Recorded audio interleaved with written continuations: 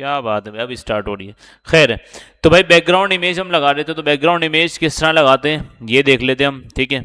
तो सबसे पहले हम आ जाते हैं अपने फोल्डर के ऊपर और इसको हम ओपन कर लेते हैं। अच्छा, ऑलरेडी हमारे पास एक इमेज है, लेकिन वो इमेज थोड़ी सी, आपको पता है इमेज कैसी है वो, ये वाली इमेज है, ठीक है।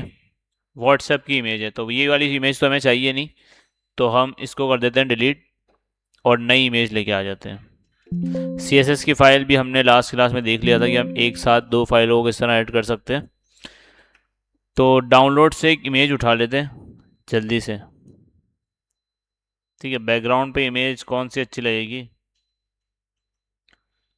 ये ले लेते हैं, ठीक है, ओशियन मॉल की इमेज।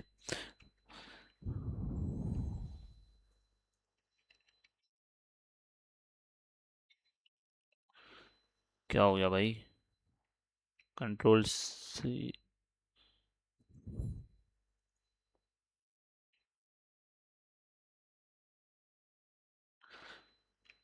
ठीक है। एक इमेज ले लिया। अब बैकग्राउंड से हमें इमेज ऐड करनी है, तो हम सिंपल क्या करते हैं भाई, HTML के अंदर तो हमें फिलहाल कुछ भी नहीं चाहिए, ठीक है। तो अब सिंपल हम क्या करते हैं भाई, CSS में आके बॉडी को इमेज दे देते हैं, जो हमारी बॉडी है ना, तो बॉडी को हम सिंपल इमेज देते हैं कि भाई बैकग्राउंड इमेज। अब जब भी आपको बैकग्राउंड से इमेज देनी हो या बैकग्राउंड से कोई इमेज के साथ अगर कोई फॉन्ट देना हो, तो हम सिंपल क्या यूज़ करते हैं इसके लिए, URL, और URL के अंदर हम इन्वर्टेड कॉमास के अंदर इमेज दे देते हैं। तो अब इमेज मेरे पास कहाँ से आएगी, देखिए यहाँ पे मेरे पास सजेशन दे रहा है मुझे ये CSS के अंदर भी। तो अब चेक करते हैं इसको लगा के, प्ले चलाया नहीं हमने, तो इसको चला देते हैं हम।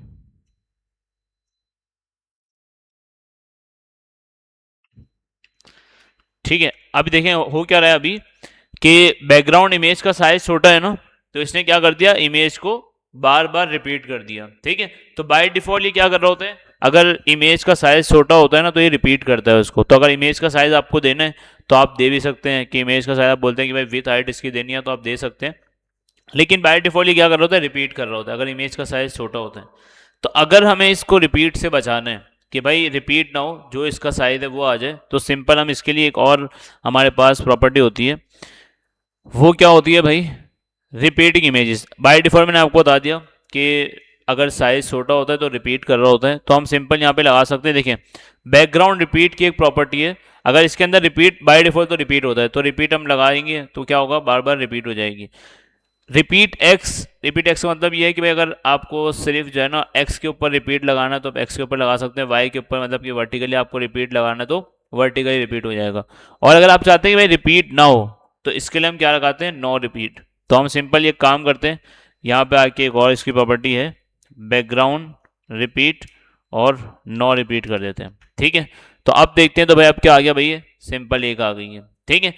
अब बैकग्राउंड पे इमेज लगा, बैकग्राउंड इमेज हमें पूरी स्क्रीन के ऊपर चाहिए ना, अभी तो देखिए हमारे इस तरह से हो रही है, पूरी स्क्रीन पे चाहिए। तो अब उसके लिए अब देखते हैं क्या बता रहे हैं। अच्छा, ये बैकग्राउंड अटैचमेंट जो है ना, ये इतना मतलब इंपॉर्टेंट नहीं है, ज़्यादा यूज़ नहीं होता। इसका क्या है सिंपल कि अगर आपका मतलब इमेज जो है ना प्रॉपर नहीं आती, तो ये किसी ना किसी ब्राउजर मतलब जो कुछ ब्राउजर्स हैं जिस पे सपोर्ट कर रहा होता है, ठीक है, फिक्स कर देते हैं, तो बिल्कुल आपकी जो इमेज के अंदर जो स्क्रॉल आ रहा होता है वो ख़त्म हो जाता है, बिल्कुल फिक्स हो जाता है। वरना अगर आपको स्क्रॉल लाना है तो स्क्रॉल भी आप, इसकी दूसरी वैल्यू है स्क्रॉल की, वो क्या करती है कि इसको स्क्रॉल के अंदर अगर आपकी स्क्रीन के अंदर इमेज ज़्यादा बड़ी है तो इसके स्क्रॉल के आपके ये यूज़ करते हैं। अच्छा, काफ़ी सारे ब्राउज़र हैं जो है ना ये शो मतलब कि इसको जो है ना मतलब वहाँ पे शो नहीं होती है आपको चीज़, तो हम इसको इतना यूज़ भी नहीं करते, ठीक है। ज़्यादातर जो यूज़ हो रही होती है वो बैकग्राउंड इमेज होती है, रिपीट हो रही होती है, और एक एक दो और प्रॉपर्टी अभी आगे आएगी, ये रही बैकग्राउंड पोजीशन। अच्छा, बैकग्राउंड पोजीशन का काम क्या है कि अगर आपको पोजीशन अपनी लेफ्ट पे करनी है, मतलब बैकग्राउंड की इमेज जो भी आप लगा रहे हैं उसको अगर लेफ्ट में करनी है, राइट पे करनी है, तो आप वो कर सकते हैं। जैसे इसकी प्रॉपर्टीज एक साथ दो भी दे सकते हैं, जैसे कि देखिए बता भी रहे हैं आपको कि अगर लेफ्ट पे और टॉप पे करनी है तो आप, अच्छा लेफ्ट और टॉप मतलब टॉप से जिस तरह हम पोजीशन हम देते हैं ना एक वक्त के अंदर, तो यहाँ भी ये बता रहा है कि आप टॉप करोगे, देखिए इसमें पोजीशन का नाम ही दिया हुआ है, तो इसका मतलब क्या है कि टॉप और लेफ्ट, तो टॉप और लेफ्ट पे चली जाएगी। इसी तरह left centre, left bottom, centre top, centre centre, तो सेंटर सेंटर करेंगे तो बिल्कुल सेंटर आ जाएगी। तो हम एक काम करते हैं, एक दो इसमें से यूज़ कर लेते हैं, बाकी आप देख लेना इसको, ठीक है। तो क्या है भाई इसका बैकग्राउंड पोजीशन, तो हम इसको बोलते हैं, अच्छा इसने क्या दी हुई है, इसने दी हुई है 50% और 50%, मतलब कि लेफ्ट से भी 50% हो जाए, टॉप से भी 50% हो जाए। तो पहले हम ये वाली लगा के देखते हैं इसकी, 50% और 50%। अब देखते हैं चला के इसने क्या कर दिया भाई। ठीक है, तो देखें भाई ये टॉप से भी 50% हो गई है और सेंटर से भी 50% हो गई। अब ये टॉप से 50% कौन सी हो गई, देखिए अभी अगर मैं चाह रहा हूँ कि भाई इसका बॉक्स जो है ना बिल्कुल सेंटर में आ जाए, तो सेंटर के लिए अच्छा देखिए हमारी हाइट, देखिए अभी क्या हुआ है कि हमारी जो हाइट है, अच्छा लेकिन इसके लिए पहले हमें ये चीज़ यूज़ करनी पड़ेगी, सेंटर सेंटर करते हैं, ताकि हमारा देखिए यहाँ पे हमें क्या दिखा रहा है, बॉक्स बिल्कुल सेंटर में आ जाए। इसके लिए पहले हम ये यूज़ करते हैं ताकि तब आपको पता चलेगा कि भाई ये क्यों वर्क नहीं कर रहा। देखिए अगर मैं इसको कर दूं यहाँ पे सेंटर, मतलब टॉप बॉटम से भी सेंटर हो जाए और लेफ्ट राइट से भी सेंटर हो जाए, तो देखिए मैं अभी चला रहा हूँ, लेकिन अभी कहाँ है भाई, सेंटर में ही है। अब मसला इसके अंदर पता है क्या है कि आपको पता है कि हमारी जो हाइट होती है ना वो क्या होती है भाई, ऑटो चलती है। जब तक हम इसको बॉडी को हाइट नहीं देंगे तब तक, क्योंकि अभी हमने बॉडी को हाइट नहीं दी, तो जितनी इमेज की हाइट है ना बाय डिफॉल्ट वही ये उठा रहा है। अगर हम बॉडी को थोड़ी सी हाइट दे दें, एक काम करते हैं हाइट विथ दे देते हैं यहाँ पे कि भाई विथ इसकी हो जाए 100% और हाइट इसकी जो है ना वो हो जाए, अगर पूरी स्क्रीन के ऊपर शो करवाना है तो हम क्या यूज करते हैं 100 भी है, जिससे व्यू हाइट मतलब इसकी फुल फॉर्म होती है जहां से आपकी पूरी स्क्रीन का साइज ले लेता है। अब देखिए क्या कर दिया इसने, बिल्कुल सेंटर सेंटर हमने किया था तो सेंटर में आ गया ये। ठीक है, तो इस तरह से आप इसको अगर पूरा सेंटर में लाना, अब ये दोनों तरफ स्क्रॉल आ रहे हैं, ठीक है, तो ये कहीं ना कहीं से इसको पैडिंग या मार्जिन मिल रही होगी आपको, होता है ठीक है बॉडी के ऊपर, तो ये आप ये सब कर लेंगे already, margin zero padding zero हम ये कर लेते हैं। ठीक है, तो ये इसका तीसरी प्रॉपर्टी थी पोजीशन, बैकग्राउंड पोजीशन। क्या अगर पोजीशन सेट करना चाहें तो ये सारी चीज़ें जहां भी आप सेट करना चाहें वहां पे आपकी पोजीशन चली जाएगी। ठीक है, अच्छा उसकी शॉर्ट एंड प्रॉपर्टी भी है, अगर आप बैकग्राउंड डायरेक्ट नहीं देते तो आप बैकग्राउंड के ऊपर यहाँ से डायरेक्ट सिंपल बैकग्राउंड लिखेंगे और उसके अंदर सीक्वेंस आपको फॉलो करनी है, पहले कलर देते हैं, फिर इमेज देते हैं, फिर नो रिपीट, फिर टॉप राइट, इस तरह से। ठीक है, मतलब पहले कलर देते हैं, उसके बाद फिर हम इमेज देते हैं, बैकग्राउंड इमेज, फिर बैकग्राउंड रिपीट हो नहीं हो वो देते हैं, उसके बाद फिर बैकग्राउंड पोजीशन देते हैं। ठीक है, तो ये सीक्वेंस याद रखनी है, वरना ज़्यादातर लोग जो है इसको अलग अलग यूज़ कर रहे होते हैं, तो अलग अलग भी आप यूज़ कर सकते हैं। अच्छा इसके अंदर एक प्रॉपर्टी है जो नहीं बताई गई यहाँ पे, बैकग्राउंड साइज। ठीक है, अच्छा ये क्या है भाई, image rollovers and sprites. अच्छा ये बता रहा है कि अगर आप अपनी मतलब आपको कोई बटन बनाने और बटन के अंदर आपको इस तरह से इमेज लगानी, जैसे इसने प्लस की और फिर फ्रेम लगाए हुए इसने, तो इस तरह से इमेज लगानी तो आप बटन के ऊपर इमेज लगा सकते हैं बैकग्राउंड से भी, जिस तरह हमने बटन बैकग्राउंड बटन वाला देखा था, सॉरी बटन इमेज वाला देखा था। तो हमने बोला था ना आज के टाइम पे ऐसा नहीं चल रहा होता, आज के टाइम पे हम क्या करते हैं, ऐसे कलर आ गए कि हम खुद ही उससे बना लेते हैं, या ग्रेडियंट कलर आ गया। अभी ग्रेडियंट कलर की भी आपको ये एग्जाम्पल नीचे बता रहा होगा। ठीक है, ये देखिए भाई। अच्छा लेकिन इससे पहले हम बैकग्राउंड की एक प्रॉपर्टी जो रह गई है, एक नहीं दो प्रॉपर्टीज हमारी रह गई हैं, तो वो देख लेते हैं पहले, जिसके अंदर सबसे पहला होता है यहाँ पे, कहीं भी लगा सकते हैं, मैं बोला बैकग्राउंड साइज। अच्छा एक ही रह गई सॉरी, बैकग्राउंड साइज। अब बैकग्राउंड साइज के अंदर हमारे पास क्या होता है, अगर हम ऑटो करें तो बाय डिफॉल्ट ऑटो, देखिए हमें क्या नजर आ रहा है, मतलब बाय डिफॉल्ट जो बिहेवियर है उसका ऑटो है। ठीक है, अच्छा कंटेंट क्या करता है, जिसकी दो प्रॉपर्टीज और है यहाँ पे, एक कंटेंट एक कवर है।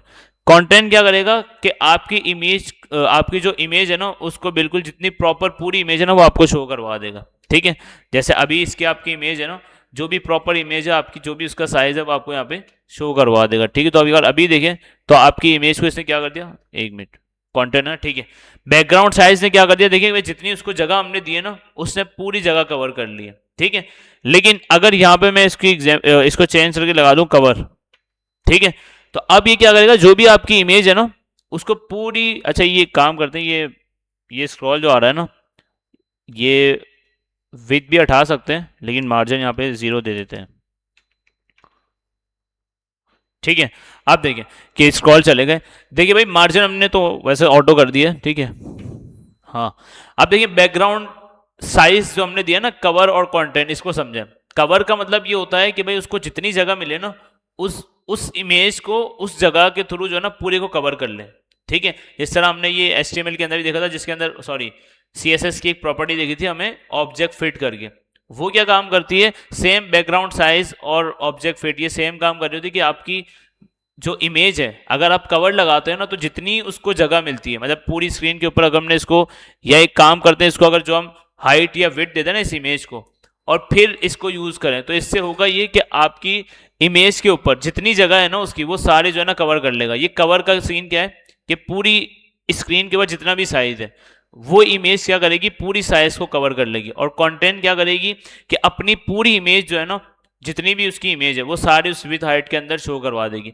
ज्यादातर कवर यूज कर, मतलब ज्यादातर लोग जो है ना कवर यूज करते हैं। कवर का मतलब ये होता है कि भाई जितना आपने साइज दिया ना विथ हाइट, उसके अंदर आपकी इमेज जो है ना एडजस्ट हो जाए। ठीक है, अब वो इमेज जितनी भी बड़ी हो या जितनी भी छोटी हो, बस क्या है कि वो आपकी इमेज के अंदर आके वो एडजस्ट हो जाए। ठीक है, वो हम किस तरह यूज करते हैं, बैकग्राउंड कवर लगा के। ठीक है, और कंटेंट क्या करती है, आपकी पूरी की पूरी इमेज जो है ना उसके अंदर शो हो जाती है। कवर ज्यादातर यूज इसलिए होता है कि भाई साइज अगर कहीं छोटा भी दे देना या बहुत बड़ी हो इमेज का साइज, तो वो क्या करता है भाई, जो हमारी स्क्रीन का साइज है ना उसके अंदर आके उसको वो कवर कर लेता है। अब भले वो जितना भी साइज हो उसका, तो ज्यादातर लोग जो है ना कवर यूज करते हैं ताकि भाई इमेज छोटी हो या बड़ी हो, हमारी जो हमने विथ हाइट दी है ना उसके अंदर आके वो कवर हो जाए। ठीक है, तो इसलिए बैकग्राउंड इमेज जो बैकग्राउंड साइज है कवर, ये वाली प्रॉपर्टी यूज करते हैं। कवर ये सेम हमारे ऑब्जेक्ट फिट जो हम इमेज के ऊपर लगाते हैं ना उसकी सीएसएस के ऊपर चल रहा होता है कि ऑब्जेक्ट फिट कवर कर देंगे। आप ये यूज कर लें, मेरे ख्याल से हमने यूज नहीं की थी इमेज लगाते वक्त। ठीक है, तो जब आप इमेज लगाएं HTML से, अच्छा अब ऐसा नहीं है कि इमेज जो है ना आप सिर्फ CSS से ही लगा सकते हैं बैकग्राउंड में, आप जो है ना HTML से ही बैकग्राउंड में इमेज लगा सकते हैं। उसकी विथ हाइट बड़ी कर दें, वो बैकग्राउंड के ऊपर आ जाएगी। और अगर उसके ऊपर टेक्स्ट लगवाना है तो आप पोजीशन एब्सोल्यूट आपने रिलेटिव पढ़ा हुआ है उससे भी कर सकते हैं, या फिर Z इंडेक्स भी हमने लास्ट क्लास में पढ़ लिया था उससे भी आप कर सकते हैं। ठीक है, तो HTML से भी लगा सकते हैं, लेकिन इसी तरीका जो है ना वो CSS वाला है कि आप बैकग्राउंड इमेज करके उसने दिया हुआ है तो हम वो यूज कर लेते हैं। ठीक है, तो ये हमारी मतलब इस पूरे टॉपिक के अंदर हमारी, मतलब इस पूरे चैप्टर के अंदर हमारी बैकग्राउंड इमेज थी, वही इंपॉर्टेंट थी। ठीक है, तो हमने लगानी सीख ली।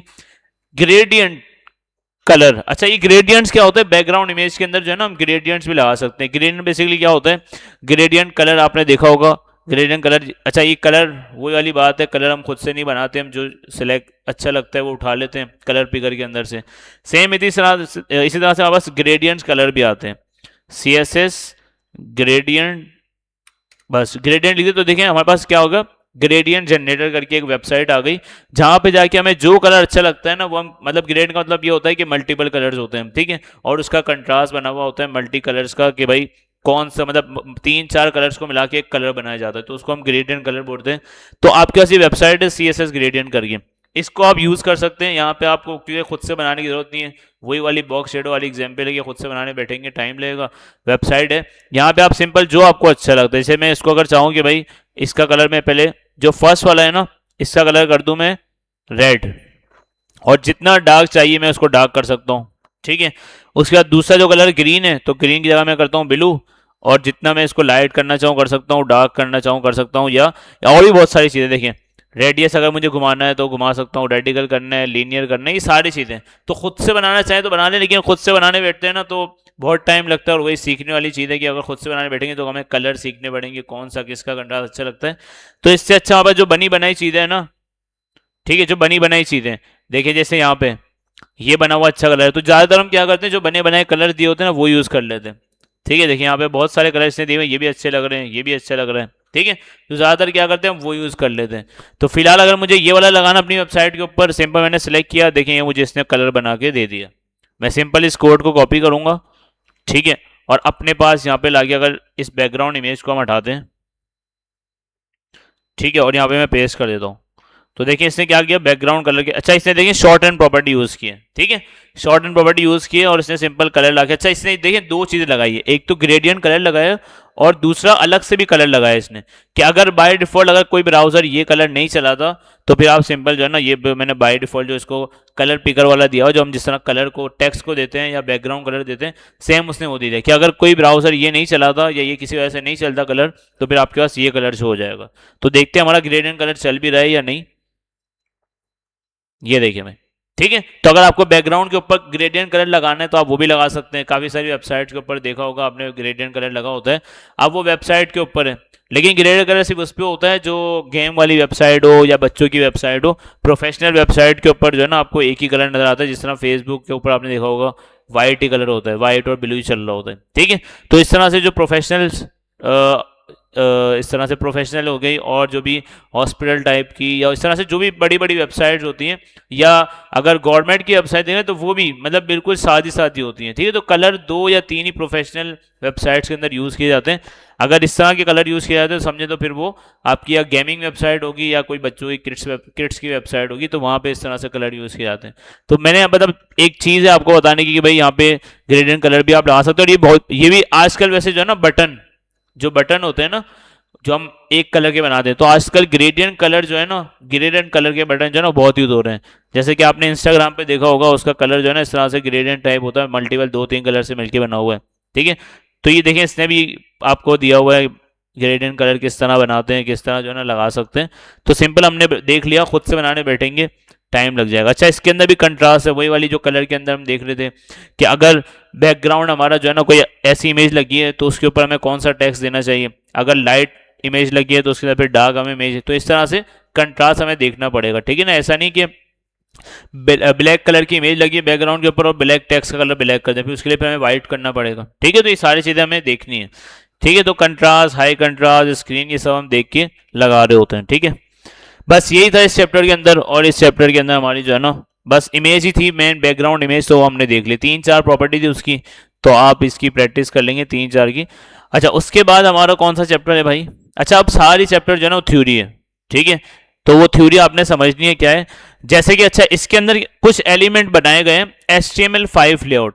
अच्छा, अब ये बता रहा है कि भाई HTML के अंदर से क्या बता रहा है भाई, ये HTML5 लेआउट एलिमेंट। अच्छा, इसके अंदर हो सकता है इसने कुछ नए एलिमेंट्स इंट्रोड्यूस किए हों HTML के, जैसे अब तक हमने कितने सारे एलिमेंट्स पढ़े, हो सकता है इसने कोई नए एलिमेंट जो है ना इंट्रोड्यूस किए हो। How old browser understand new element. अच्छा, ओल्ड ब्राउजर तो अब कोई भी नहीं है, सारे माशाल्लाह अपडेट ब्राउजर है, और ऐसे ब्राउजर है कि वो हम अगर कोई गलती भी करते हैं तो वो भी जो है ना उसको सही शो करके दिखा रहे होते हैं, जैसे HTML CSS की बात हो रही है, ठीक है। Styling HTML5 element with CSS, कि भाई आप किस तरह स्टाइलिंग कर सकते हो। तो चले देखते हैं भाई कि भाई क्या बता रहा है ये। अच्छा देखिए, इसने एक हमें डायग्राम बना के दी है कि भाई अगर आपको कोई पेज बनाना हो तो आप सिंपल क्या करते हैं, डिव देते हैं। डिव को अगर आपने पेज बनाना है तो आपने उसको आईडी दे दी, ताकि एक याद हो जाए ना क्या भाई आईडी है। उसके बाद फिर आपने हेडर बनाना है, जो हेडर बनाते हैं ऊपर, तो उसके आपने डिव बनाई, आईडी दे दी हेडर की। उसके अंदर आपको नेव बार बनाना है तो आपने उसको आईडी दे दी नेव बार की। इसी तरह से आपको कोई कंटेंट लिखना है तो आपने उसको कंटेंट की आईडी दे दी। फिर आपको आर्टिकल से मुराद है कि भाई कोई पैराग्राफ लिखना है या कोई टेक्स्ट लिखना है तो आप उसके लिए आर्टिकल की क्लास देगी। अगर आपको साइड बार बनाना है तो आपने उसको आईडी दे दी साइड बार की। इससे क्या होगा कि आपको देखने में पता चल जाएगा आईडी देके कि भाई मेरा ये सेक्शन ये काम कर रहा है, इसके अंदर ये कोड होगा, ठीक है। अब इसने क्या हमें दिया है, देखिए इसने सेम जो है ना बताया न्यू HTML5 लेआउट एलिमेंट, कि अब आपको न्यू क्या चीजें दी जा रही है। देखें इसने क्या किया कि सेम वही पेज की आईडी दे दी, लेकिन देखें हम ऊपर से क्या किया था, आईडी दी थी हेडर की, ताकि पता चले कि यहाँ पे हेडर है। लेकिन इसने बोला कि भाई आपको आईडी देने की अब जरूरत नहीं है, डिव देने की जरूरत नहीं है, आप सिंपल मैंने मतलब HTML ने न्यू एलिमेंट इंट्रोड्यूस कर दिए कि भाई हेडर के नाम से एक एलिमेंट है, अगर आपको हेडर बनाना है तो वो सेम आपका डिव की तरह काम करेगा। बस अब वो आपको आईडी देने की जरूरत नहीं है, डायरेक्ट आप हेडर के नाम से उस एलिमेंट को यूज कर लें, ठीक है। अगर नेव बार बनाने तो ऊपर हम क्या कर रहे थे, आईडी दे रहे थे नेव बार की, लेकिन यहाँ ये बोल रहा है कि आप सिंपल नेव के नाम से एक एलिमेंट बना दिए, उसको यूज करके आप नेव बार बना सकते हैं, ठीक है। सेम इसी तरह से आर्टिकल, अगर कोई पैराग्राफ लिखना है वो आप डिव के अंदर लिख रहे हैं तो वो सेम आप क्या करें, आर्टिकल के नाम से एक एलिमेंट है वो यूज कर लें। या उसी तरह से अगर साइट पर आपको बनाना है तो उसके लिए आप असाइट का एट्रीब्यूट यूज कर लें। अच्छा, इससे जो है ना आपको वेबसाइट के ऊपर या आपके वेब पेज के ऊपर कोई डिफरेंस नजर नहीं आएगा, सेम ये काम डिव वाला करता है। बस इसने क्या कर दिया, जो आपको आईडी देने के चक्कर थे ना, उसने उसके नाम से मतलब आप देखिए उससे भी आप पहचान बना रहे थे अपने पेज की, कि भाई अगर कोई डेवलपर, दूसरा डेवलपर या मैं अपना कोड जो है वो अगले 1 साल बाद 2 साल बाद देखता हूँ तो मुझे पता तो चले इसमें क्या किया है, तो हम आईडी देते हैं कि भाई इसमें हेडर है, इसमें फुटर है। तो इसने क्या कर दिया कि सेम उसी नाम से एट्रीब्यूट एलिमेंट बना दिए कि आप उसी नाम से यूज कर लें। सेम ये काम डिव वाला ही करेगा, डिव वाला जो हमारा काम है ना ग्रुपिंग एलिमेंट, तो सेम ये भी काम वही करता है, ठीक है। बस उसके नाम आईडी की जगह इसने खुद ही उसके नाम ऐड कर दिए। तो ये बता रहा है कि देखें न्यू एलिमेंट HTML5 के लेआउट के अंदर इंट्रोड्यूस किए गए। तो ये है, अगर आप इसको यूज करेंगे तो सेम काम डिव वाला ही करेगा, बस ये है कि उसी नाम से बना दिए ताकि आपको थोड़ी सी आसानी हो जाए। फुटर के नाम से बना दिया, हम आईडी फुटर देते हैं, इससे अच्छा फुटर के नाम से एलिमेंट बना दिया। मैंने आपको बता दिया डिफरेंस इसका आपको स्क्रीन के ऊपर कोई नजर नहीं आएगा, ठीक है। सेम जिस तरह डिव का आउटपुट आता था सेम वही आउटपुट आएगा, आउटपुट इसका कोई चेंज नहीं होगा, ठीक है। देखिए अब इसने बता दिया हेडर फुटर यूज करना है। पहले हम क्या यूज करते थे, डिव यूज करते थे, उसके अंदर लिखते थे। लेकिन अब देखिए सही आ गया, हेडर बनाने, हेडर के अंदर एक h1 होता है, एक लिस्ट होती है जहाँ पे आप नेवर बनाते हैं। तो देखिए इसने हमें करके दिखा दिया कि हम इसकी जगह डिव यूज करते थे ग्रुपिंग एलिमेंट के लिए, कि भाई 4-5 एलिमेंट है एक ग्रुप के अंदर डाल दो, तो हम डिव यूज करते थे। तो अब इसने ग्रुपिंग एलिमेंट को देखते हुए जो हम आईडी दे रहे थे उसने उसी के एलिमेंट बना दिए। तो हमारे लिए आसानी हो गई कि अगर हमें हेडर बनाना है तो सिंपल हेडर के नाम से एलिमेंट है उसको लिया और यूज कर लिया। नेवर बनाना है या लिस्ट कोई भी हमें नेव बार बनाना है तो उसके लिए हम क्या यूज करते थे, नेव यूज कर सकते हैं, ठीक है। तो उसने देखिए उसके अंदर भी यूएल एल लिया है। ऐसा नहीं है कि नेव बनाया और डायरेक्ट शुरू हो गया कि भाई एल डालो चलो, क्योंकि लिस्ट बनाने के तो हमें यूएल एल चाहिए, लेकिन उसको उसने ग्रुप कर दिया किसके अंदर, नेव के अंदर। तो इस तरह से आईडी देने से अच्छा है आप सिंपल इसने इंट्रोड्यूस कर दिया, आप न्यू एलिमेंट जो उसने दिए वो आप यूज कर लें। तो फुटर भी इसमें, ठीक है। नेविगेशन अगर आपको यूज करनी है तो आप नेविगेशन का एक नेव का एलिमेंट बनाए और उसके अंदर अपना यूएल एल लिख दें, ठीक है। आर्टिकल अगर कोई पैराग्राफ आपने लिखना है जो आप डिव के अंदर लिख रहे हैं वो आप आर्टिकल के एलिमेंट के अंदर लिख दें। इसी तरह से साइड पर आपको बनाना है तो साइड बाय के नाम के असाइड के नाम से एलिमेंट बना दिया। देखिए अब जितने भी आप देख रहे हैं ना वो सारे टॉप के अंदर क्या आ रहे हैं, ये सेम काम डिव वाला आपका कर रहे हैं, ठीक है।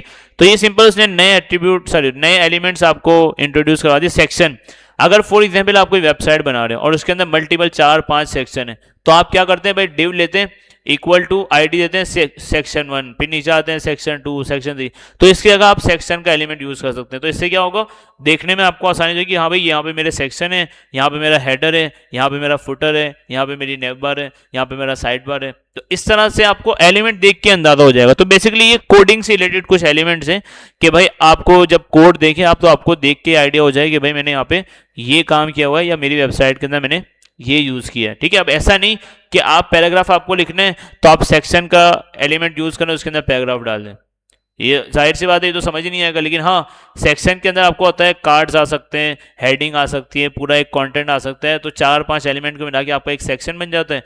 जैसे कि मैं आपको एक वेबसाइट दिखा रहा हूँ,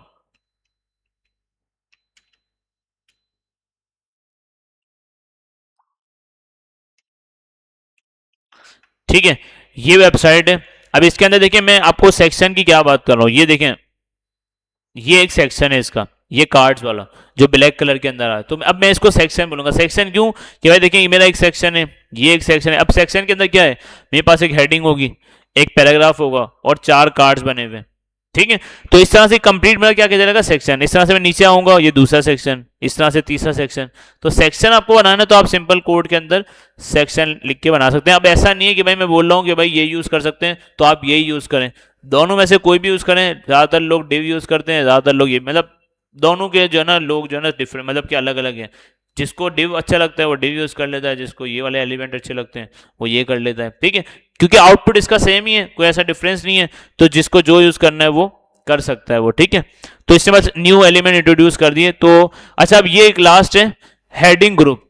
फॉर एग्जाम्पल आपने कोई ऐसा काम किया जिसके अंदर 3-4-5 हेडिंग्स हैं एक साथ आ रही हैं, या 2 आ रही है या 3 आ रही है, तो आप सिंपल उसका जो है ना हेडिंग को एक साथ लिख के उसके पेरेंट जो ग्रुप है ना, अब आप जाहिर है जब आप कोई 4-5 हेडिंग एक साथ लिखेंगे तो उसका कोई ना कोई ग्रुपिंग एलिमेंट कोई पेरेंट तो बनाएंगे। तो उससे अच्छा उसने बोला कि अगर आपको ग्रुप बनाना ही है तो एच ग्रुप के नाम से जो है ना मैंने एलिमेंट बना दिया। इससे ये पता चल जाएगा आपको कि यहाँ पे जो है ना कोई भी देखने वाले को ये पता चल जाएगा कोड कि भाई यहाँ पे हेडिंग का ग्रुप है, मतलब कि इसके अंदर हेडिंग्स होंगी, ठीक है। वरना ये काम आप डिव से करना चाहे भी तो भी कर सकते हैं, लेकिन ये नए एलिमेंट इंट्रोड्यूस किए हैं तो हमने ये देख लिया। अच्छा फिगर और फिग कैप्शन ऑलरेडी हमने इमेज के चैप्टर के अंदर देख लिया था, ये वही वाला है, ठीक है। सेक्शन एलिमेंट ये भी हमने देख लिया कि भाई डिव अगर आप यूज करना चाहे डिव यूज कर लें, वरना वही, ठीक है, ऑलरेडी वही बता रही चीज हमने देख ली। अच्छा हाँ ये चीज कि भाई linking around block level element, जैसे कि मैंने आपको ये चीज बताई, ये बोल रहा है, पहले हम कोड देखते हैं। ये बोल रहा है कि देखें सबसे ऊपर क्या लिखा है इसने, एंकर टैग, और उसके बाद इसने आर्टिकल, फिगर, H2 और ये सारे ग्रुपिंग एलिमेंट डाल दिए। मतलब ग्रुपिंग से बुलाते हैं ब्लॉक लेवल एलिमेंट, क्योंकि डिव हमारा ब्लॉक है तो ये भी सारे हमारे ब्लॉक लेवल एलिमेंट है। लेकिन एंकर टैग हमारा क्या है भाई, इनलाइन एलिमेंट है। तो ये बोल रहा है कि आप जो है ना इनलाइन एलिमेंट के अंदर ब्लॉक लेवल एलिमेंट यूज कर सकते हैं। जैसे कि मैं यहाँ पे आता हूँ। अब देखिए ये पूरी स्क्रीन जो है ना एक कार्ड है। अगर आप देखने जाए ना नीचे, आप देखो, देखें यूआरएल शो हो रहा है, शो हो रहा है सबको, नीचे शो हो रहा है यूआरएल।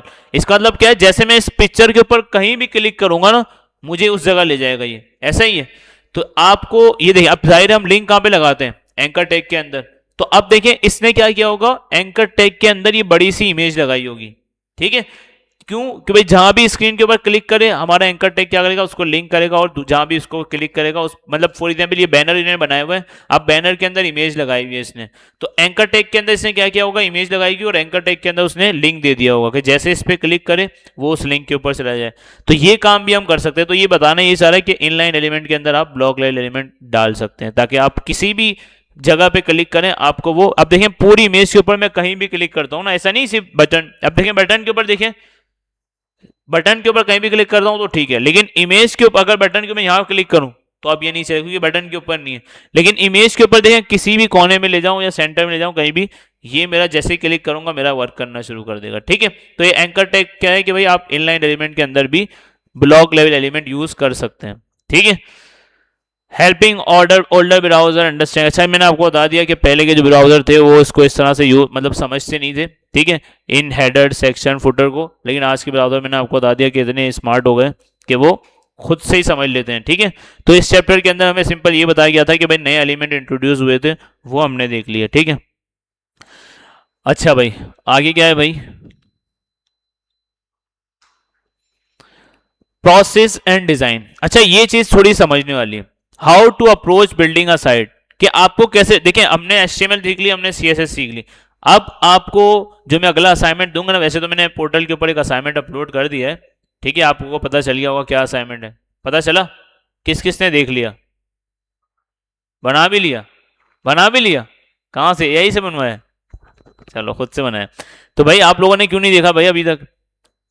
अब मसला ये कि हमारे पोर्टल के ऊपर ऐसा है कि जैसे असाइनमेंट ऐड करते हैं, जैसे क्लासरूम जो हम यूज़ करते हैं ना, पहले हम क्लासरूम यूज़ करते थे जब हमारा एसएमआईटी का पोर्टल नहीं था, तो क्लासरूम के अंदर ये था कि जैसे ही असाइनमेंट ऐड करो ना, तो जितने भी क्लासरूम के अंदर स्टूडेंट होते हैं ना, सबके पास ईमेल जाती थी या नोटिफिकेशन आती थी, ठीक है।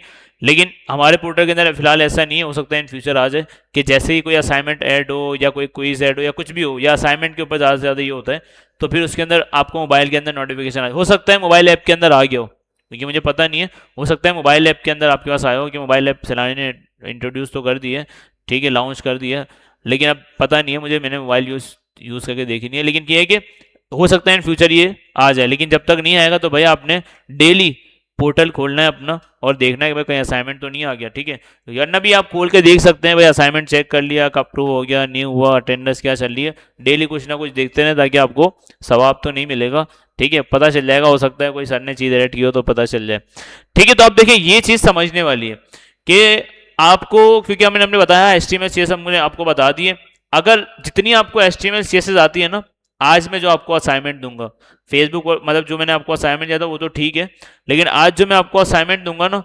उसका टाइम होगा आपके पास 1 वीक का, पूरा 1 वीक, ठीक है। अभी तो मैं आपको जो असाइनमेंट देता हूँ 2 दिन 3 दिन छोटे छोटे असाइनमेंट होते हैं, आप बना लेते हो, इस असाइनमेंट का होगा पूरा 1 वीक। और वो असाइनमेंट क्या है, वो असाइनमेंट अभी मैं आपको दिखाऊंगा, ठीक है, बहुत ईजी है, बहुत सिंपल है, आराम से आप बना लेंगे, ठीक है। 1 वीक में क्यों दे रहा हूं, क्योंकि थोड़ा सा बड़ा असाइनमेंट है, ठीक है।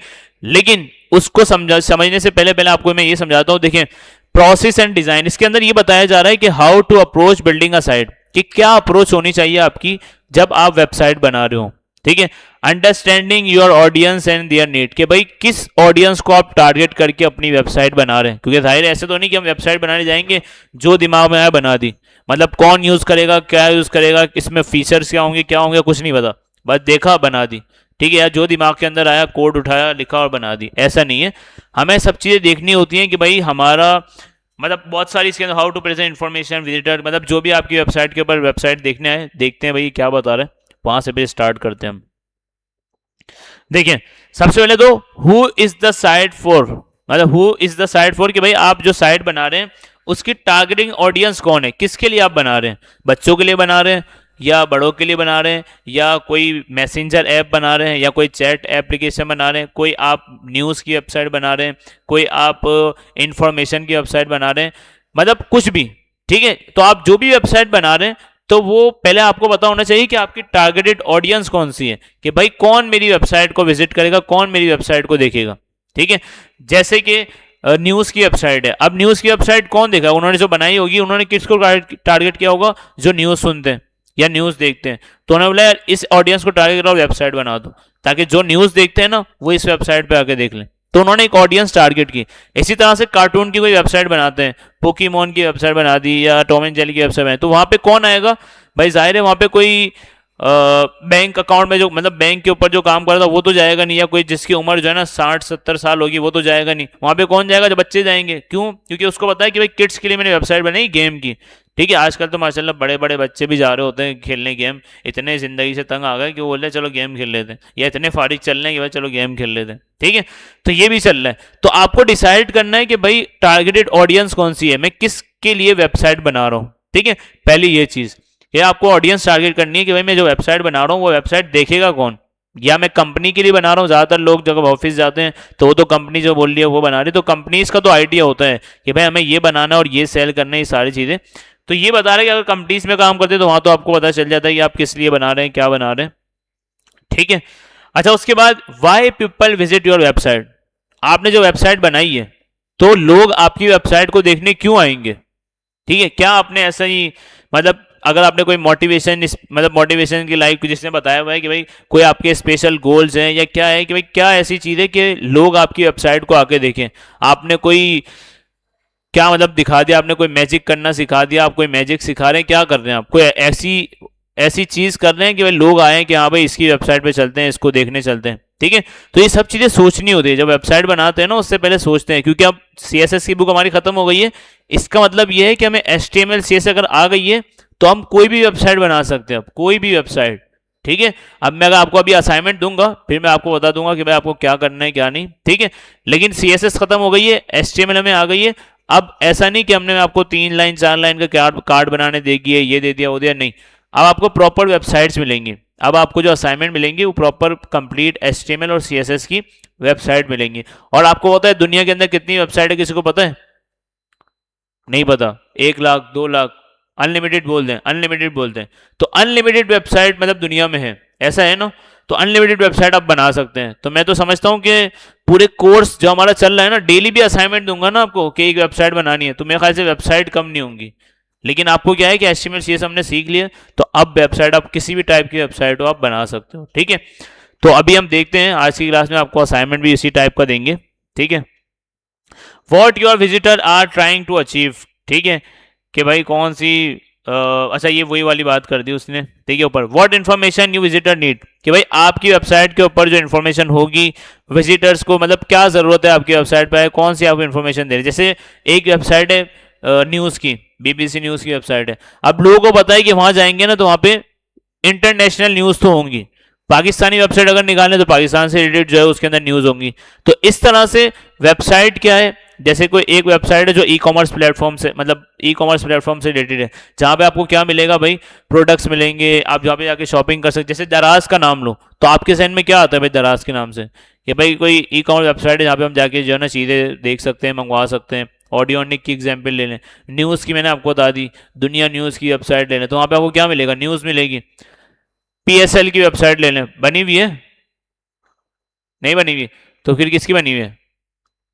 पाकिस्तान क्रिकेट बोर्ड की बनी हुई है। तो वहां पे अगर मैं क्रिकेट बोर्ड की वेबसाइट बनी तो आपको पता है, आपको खुद ही पता चलेगा यार यहाँ पे तो मुझे इस चीज की जो है ना वो इंफॉर्मेशन मिलेगी। तो आपको क्या कौन सी वेबसाइट बनानी है कि लोग जो ज्यादा सर्च करते हैं तो वहां पे आपकी वेबसाइट जो है ना जाए और फिर लोगों को उनकी इंफॉर्मेशन मिल जाए। तो ये सारी चीजें देखें, ऐसा नहीं है कि जब भी आप कोई चीज बनाने बैठते हैं ना वेबसाइट, तो पहले आप दिमाग में सोचते हैं कि भाई मुझे बनाना क्या है, ताकि किस लिए बना रहा हूँ, ऑडियंस क्या है मेरी, क्या बनाऊंगा कि लोग मेरी वेबसाइट पे आएंगे और मैं उनको क्या इन्फॉर्मेशन देना चाहता हूँ, ये सब आपको देखना है। ऐसा नहीं कि आपने वेबसाइट बना दी और लॉरे एम के डाल दिया, आपने पैराग्राफ डाल दिया कि भाई चलो भाई वेबसाइट बन गई।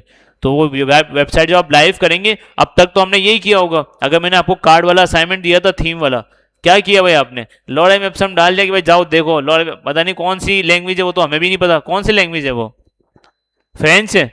फ्रेंच लैंग्वेज, अब फ्रेंच इसके लिए हमें सीखनी पड़ेगी। यहाँ हमने जो वेबसाइट लाइव कर दी है वो नेटिफाई के ऊपर या जहाँ भी हमने लाइव किए, जब उसको किसी को हम भेजेंगे भाई देखो मैंने वेबसाइट बनाई है, वो पढ़ के देखा बोलेगा ये तो कोई अलग ही लैंग्वेज आ रही है नज़र। इसके लिए पहले मुझे लैंग्वेज सीखनी पड़ेगी, फिर मैं वेबसाइट देखूंगा। तो इस तरह से देखिए चाइनीज़ वेबसाइट है, जब चाइना के अंदर वेबसाइट बनती है तो लोग जो है अगर चाइनीज़ न्यूज़ कोई निकाल लें तो वो चाइनीज़ के अंदर वेबसाइट, तो वो किसके लिए, अगर चाइनीज़ न्यूज़ चैनल हम खोल लें, ठीक है, और अगर उसके अंदर वाकई चाइनीज चाइनीज लिखी हुई हो तो हमारे लिए तो है नहीं वो, अगर हमें आती है तो हमारे ठीक है, वरना तो टारगेटेड ऑडियंस भी आपकी डिफाइन होनी चाहिए कि कौन सी ऑडियंस के लिए टारगेट कर रहा हूँ, छोटे बच्चों के लिए, बड़े बंदों के लिए, सही ना। ये सारी चीजें आपको पता है कि भाई किस चीज को visit, how often people will visit your site, कि भाई किस तरह आपकी वेबसाइट जो है ना लोग विजिट करेंगे, किस तरह करेंगे, आप लाइव करते हैं, फिर बहुत सारी चीजें, मार्केटिंग मार्केटिंग ये सारी चीजें, ठीक है। साइड मैप, अच्छा उसके बाद ऑप्शन आता है, पहले तो आपने बोल दिया हाँ भाई मैंने डिसाइड कर लिया मेरी वेबसाइट जो है ना न्यूज़ से रिलेटेड होगी, सॉरी न्यूज़ से नहीं, ई कॉमर्स से रिलेटेड होगी, मैं प्रोडक्ट और अपनी चीज़ें बेच रहा हूँ, आपने डिसाइड कर लिया। अब आता है साइड मैप। मैप का मतलब आपने देखा होगा भाई, मैप मतलब कि कोई ना कोई डायग्राम, कोई ना कोई स्ट्रक्चर बनाना, कि भाई मुझे बनाना क्या। मैप का मतलब आपको, साइड मैप का मतलब सिंपल ये है कि आपको कोई ना कोई डिज़ाइन चाहिए, पहले आपने सोच लिया आपको बनाना क्या है, अब आपको बनाने के लिए उसका डिज़ाइन चाहिए। तो अब वो डिज़ाइन क्या रखना है, ये साइड पे हमें ये बता रहा होता है कि भाई आपको डिज़ाइन पहले सोचना है कि भाई मुझे क्या रखना चाहिए डिज़ाइन। जैसे कि अगर आपके दिमाग में कोई डिज़ाइन नहीं है कि भाई मुझे इस टाइप की वेबसाइट बनानी है कि ऊपर जो है ना हेडर हो, हेडर के नीचे एक सेक्शन आ रहा हो, फिर फुटर आ रहा हो, फिर बटन्स आ रहे हो, ये सारा पूरा डिज़ाइन आपको खुद से बनाना होता है। वैसे तो डिज़ाइन बनाने के लिए हमारे पास बहुत सारे टूल भी हैं, एक हमारे पास इसकी पूरी फील्ड होती है जो डिज़ाइंस बना रहे होते हैं हमारी, जिनको UI UX डिज़ाइनर बोलते हैं, वो क्या करते हैं आपकी यूज़र इंटरफेस या यूज़र एक्सपीरियंस ये वाली चीज़ें जो है ना डिसाइड कर रहे होते हैं कि हमें बनाना क्या चाहिए, क्या क्या हमारी डिज़ाइन होना चाहिए, ताकि जब हम वेबसाइट बनाएं तो डिज़ाइन हमारा ये हो। जैसे फेसबुक है या इंस्टाग्राम है, इस तरह से बहुत सारी एप्लीकेशन है, तो उन्होंने क्या डिसाइड किया, मतलब उन्होंने डिसाइड किया भाई मुझे जो है ना इस तरह की वेबसाइट बनानी है, तो पहले उन्होंने डिज़ाइन बनाया होगा। ऐसा ही नहीं कि मैंने आपको बोला कि वेबसाइट बनानी है, आप गए कोड खोला, VS कोड खोला, चल भाई डिज़ाइन बनाना शुरू, मतलब वेबसाइट बनाना शुरू। पहले तो आप सोचते हैं कि वेबसाइट बनानी क्यों है, ठीक है, किस टारगेट ऑडियंस को मुझे लेना है, कौन लोग आगे मेरी वेबसाइट को देखेंगे, ठीक है। अगर बच्चे देखेंगे तो उस हिसाब से मैं कलर वलर फॉन्ट वॉन्ट डिसाइड करूंगा, अगर बड़े लोग देखेंगे तो उस हिसाब से फॉन्ट कलर स्टाइलिंग ये सारी चीज़ें, ठीक है। उसके बाद फिर जब प्रोसेस मेरा हो गया, मतलब डिज़ाइन मैंने सेलेक्ट कर लिया, अब आती है, सॉरी डिज़ाइन के बाद आती है कि भाई मुझे बनाना क्या है, मतलब स्ट्रक्चर, मतलब किस तरह से मेरी वेबसाइट शो किस तरह हो रही होगी, कितने बटन्स आने चाहिए, कितने कार्ड्स आने चाहिए, कितने सेक्शन होने चाहिए।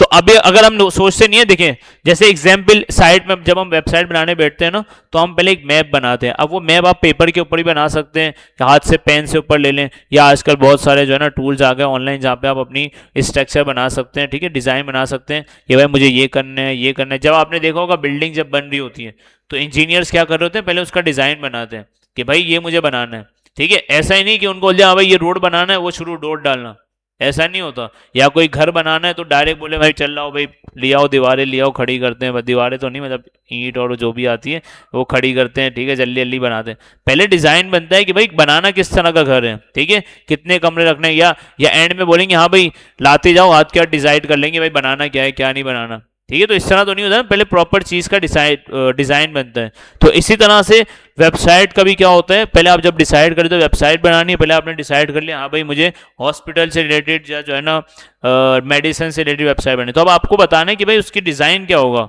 मतलब लोग देखने वाले देखेंगे क्या।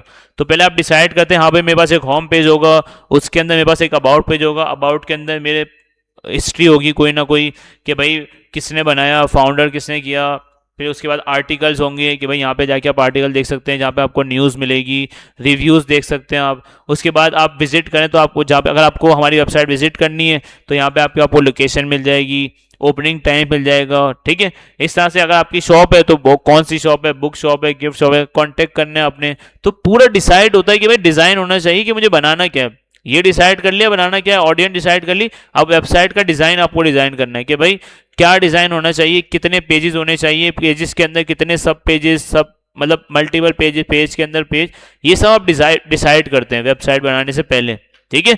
ऐसा बिल्कुल नहीं होता, और ज़्यादातर अभी आपको बताता हूँ इसके बाद वायर फ्रेम जिसको हम बोलते हैं, ठीक है, वायर फ्रेम बोलते हैं इसको। आप जो डिजाइन बना रहे होते हैं ना, वायर फ्रेम मल्टीपल टाइप के होते हैं कि भाई कोई आपको खुद से बना के दे दे, इसके लिए आप बंदा हायर कर लें, वो बना के दे दे आपको, इसकी एक अलग फील्ड है।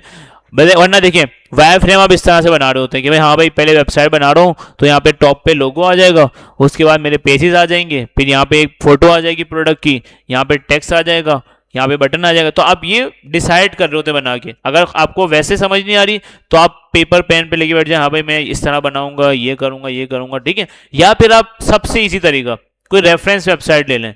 जैसे कि आप चाह रहे हैं कि भाई मैं खाने पीने की वेबसाइट बनाऊं, फूड पांडा बना दूं, तो आपको समझ नहीं आ रहा कि मैं कैसा लेआउट रखूं, कैसा डिजाइन रखूं, कैसा वायर फ्रेम रखूं।